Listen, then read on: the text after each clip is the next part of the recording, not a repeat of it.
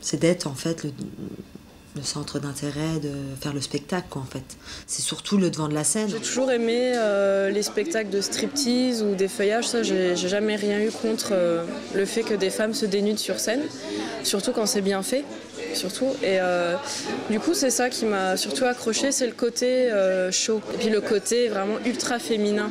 C'est très léché, puis le côté rétro évidemment qui me plaît énormément. C'est surtout ça qui m'a attirée en fait. Moi je l'ai fait parce que j'aimais bien aussi la danse. C'est comme si c'était un plaisir, quoi. C'est même pas dire je fais ça pour me montrer. Je me suis rendu compte que ça réunissait toutes mes passions, donc la féminité vraiment extrême, la mode rétro, les valeurs aussi d'une époque passée. J'ai une amie qui a voulu faire ce métier-là, qui m'a demandé justement des renseignements pour travailler dans le milieu du spectacle.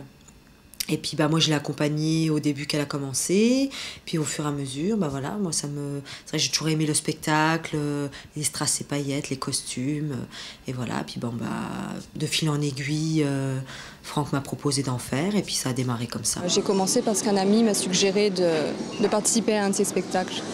Je me suis créé mon site internet, je faisais déjà de la photo en tant que modèle, donc j'ai juste remodelé un petit peu mon site en fonction de mon activité burlesque et après ça a été du bouche à oreille.